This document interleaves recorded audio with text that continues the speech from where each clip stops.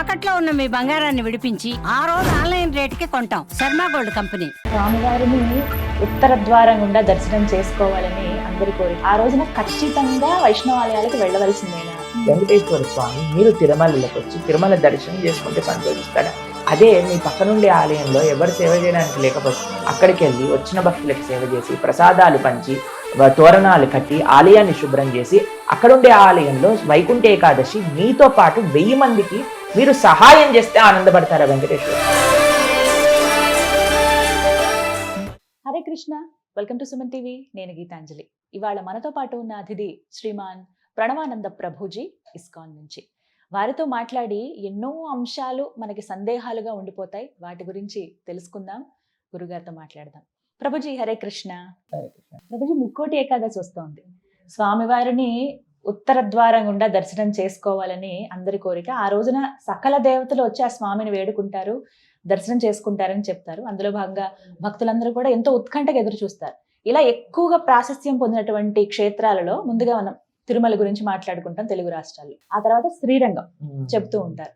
108 దివ్య దేశాలు అన్నిట్లో ఉన్న విశేషంగా చెప్పుకునేవి ఇవి. మరి ఆ రోజున దర్శించుకోవాలనే కోరిక మా అందరికి ఉంది. చూస్తేనేమో ఎంతమంది భక్తులు వెళ్తూ ఉంటారు. ఆ రోజున ఖచ్చితంగా వైష్ణవాలయాలకు వెళ్ళవలసిందేనా? విశిష్టత కూడా మాట్లాడుకుందాం.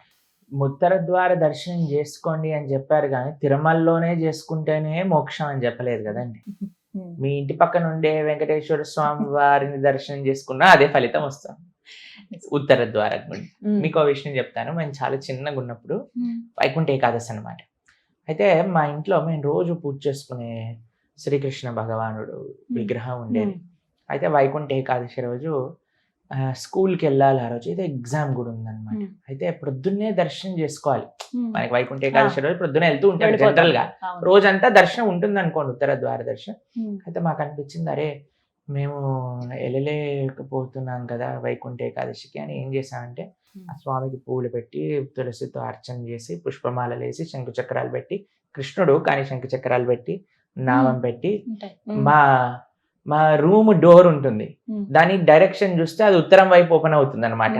అయితే ఆ డోర్ కూడా రెండు తోరణాలు ఇలా కట్టేసి అలా డోర్ ఓపెన్ చేసి లోపలికి వెళ్ళి స్వామిని దర్శనం చేసుకొని, స్వామి ఇదే నా ఉత్తర ద్వార దర్శనం. కానీ ఆ దర్శనం మాకు ఈ రోజు కూడా గుర్తొస్తుంది. అద్భుతం కదా ప్రభుజీ, ఇది మాకు సలహా ఇచ్చారు మీరు ఒక రకంగా. నాకు చాలా విశేషం, మేము ఎప్పుడు గుర్తు తెచ్చుకుంటాం. ప్రతి సంవత్సరం ఉత్తర ద్వార దర్శనం నాకు అది గుర్తొస్తుంది. అంటే ఇప్పుడు చూడండి, ఆ ఉత్తర ద్వారం పనికి రాదంటారా చెప్పండి? ఏదైనా స్వామి ఎక్కడ మనం భావనతో మనం భగవంతుని ఆరాధన చేస్తే భావన ప్రధానం అండి. ఈ రోజుల్లో జనాలకి ఏమైపోయిందంటే క్రేజ్ బాగా ఎక్కువైపోయింది. ఏమో వస్తుంది అసలు ఉత్తర ద్వారానికి. మీ ఉత్తర ద్వార దర్శనానికి వెళ్తే మీకు ఏం అవుతుందని మీరు వెళ్తున్నారని అడగాలి ఇలాంటి వాళ్ళందరినీ ప్రశ్న. లాస్ట్కి అదే అంటారు, ఏదో కోరిక తీరింది అలాగే అందుకే మేము ఇట్లా వెళ్తున్నాం అంటారు. దానికోసం వెళ్ళకండి. భగవంతుడి యొక్క సౌందర్యాన్ని, భగవంతుడి యొక్క కృపని, భగవంతుడి యొక్క ఆ విశేషమైన దయని ఒక అసురుడు అయ్యా ఈ రోజు ఎవరైనా నీ దర్శనానికి వస్తే వారికి నువ్వు ముక్తినివ్వు అని ప్రార్థన చేస్తే ఆ రాక్షసుడిని కూడా భగవంతుడు అనుగ్రహించడానికి, రాక్షసుడి యొక్క కోరికని కూడా తీర్చడానికి భగవంతుడు అంత సౌలభ్యంగా ఉత్తర ద్వారం నుంచి దర్శనమిస్తున్న భగవంతుడి యొక్క కృపని ఆస్వాదించడానికి మనం వెళ్ళాలి. ఆ కృప ఆలయంలో ఎంతుందో, తిరుమలలో ఎంత, శ్రీరంగంలో ఎంతుందో అంతే మీ పక్కనే ఉండే రామాలయంలో అంతే ఉంది. మీ పక్కనే ఉండే కృష్ణాలయంలో అంతే ఉంది. మీ పక్కన ఉండే వెంకటేశ్వర స్వామి ఆలయంలోనే ఉంది. ఇంకా చెప్పాలంటే మన ఇంట్లో ఉండే భగవన్ మూర్తులలో కూడా అంతే ఉంది.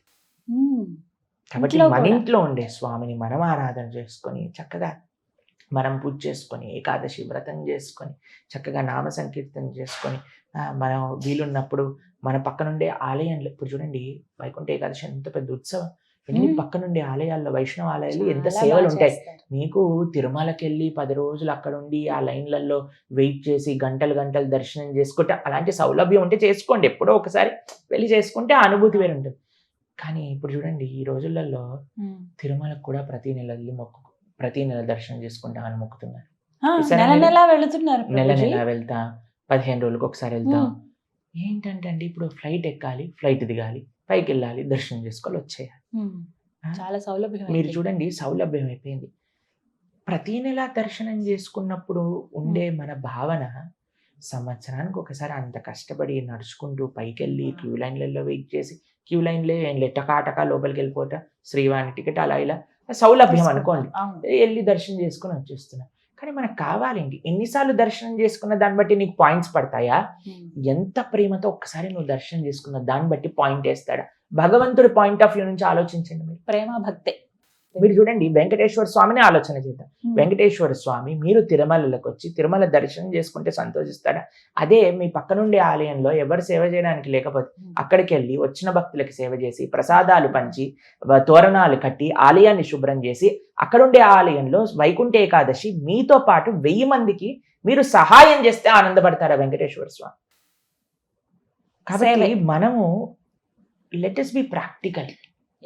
నాకు ఆ శక్తి ఉంది, నాకు ఇది ఉంది, నువ్వు వెళ్ళు, తప్పకుండా దర్శనం చేసుకో.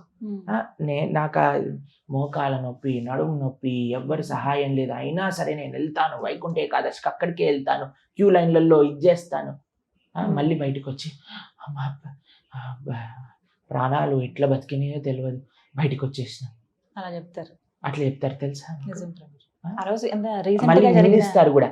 ఇప్పుడు చూడండి, మీరు మీ సౌలభ్యం బట్టి మీరు ఒక లైన్ లో ఉన్నారు, ఇంకొకళ్ళకి ఇంకొక సౌలభ్యం బట్టి ఇంకో లైన్ లో వెళ్తారు, ఇంకొకళ్ళు ఏ లైన్ లో లేకుండా డైరెక్ట్ గా నడుచుకుంటారు. వాళ్ళని ఎందుకు పంపిస్తున్నారు? ప్రతి ఫెస్టివల్ లో మీరు చూడండి ఈ గొడవలు ఉంటాయి. న్యూస్ ఛానల్ వాళ్ళందరూ వెళ్తే చూసారా, మాకు ఈ ఏర్పాట్లు చేయలేదు, వీళ్ళని పంపించారు, మేము లైన్లలో. ఎందుకండి ఇవన్నీ కొట్లాట? అక్కడ ఉండే ఆధ్యాత్మిక వాతావరణాన్ని పాడు చేస్తున్నట్టు కాదని చెప్పండి అనవసరంగా మనం వెళ్ళి. ఇంకొక విషయం చెప్తాను, ఇలాంటి పండగల పూటలు మీరు దర్శనానికి వెళ్ళాలనుకుంటే ఏ ఎక్స్పెక్టేషన్ పెట్టుకోకండి. 10 రోజులు కాదు, 15, 20 రోజులైనా పర్వాలేదు, నేను స్వామి దర్శనం చేసి తీరుతా అని అనుకుంటే వెళ్ళండి.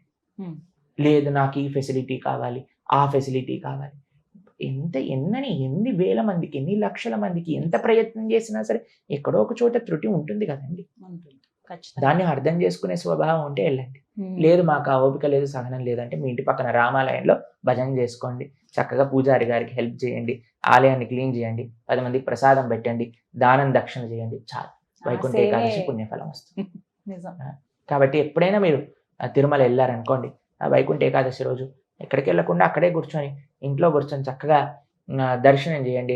అరే ఇలా మనం మెట్ల మార్గం నుంచి పైకి ఎక్కాము, స్వామి పుష్కరిణిలో స్నానం చేశాము, వైకుంఠం క్యూ కాంప్లెక్స్కి వెళ్ళాము, దానికంటే ముందు వరాహ స్వామిని దర్శనం చేశాము, వైకుంఠ క్యూ కాంప్లెక్స్లో కూర్చున్నాను, దాని తర్వాత మళ్ళీ చక్కగా బ్రిడ్జ్ ఎక్కి కిందికి దిగగానే ఒకవైపు ఆలయం గోడలు కనిపిస్తున్నాయి, ఆ గోడల పైన ఏవో రాసి ఉంటాయి మనకు అర్థం కాని భాషలలో, వాటన్నిటిని చూస్తుంటాం. ఏరో బ్రిడ్జ్, దాని కిందకి ఈ తిరుమల నంబి ఆలయం వస్తుంది, ముందుకు వెళ్తాము, అక్కడ గడ్డపార వస్తుంది, గడ్డపార దాటుతాం, గజస్తంభం వస్తుంది, వెండి వాకిలు దాటుతాం, బంగారు వాకిలు వస్తుంది, బంగారు వాకిల నుంచి లోపలికి వెళ్తాం, గరుడ్ మంతులు వారు ఉంటారు, అటు నుంచి అని మనం మళ్ళీ లెఫ్ట్ తీసుకోగానే స్వామి యొక్క దివ్యమంగళ స్వరూపం జయ విజయుల మధ్యలో అంత బ్రహ్మాండమైన స్వామి ఆ దీపాల యొక్క వెలుగులలో స్వామి దర్శనం ఇస్తున్నారు.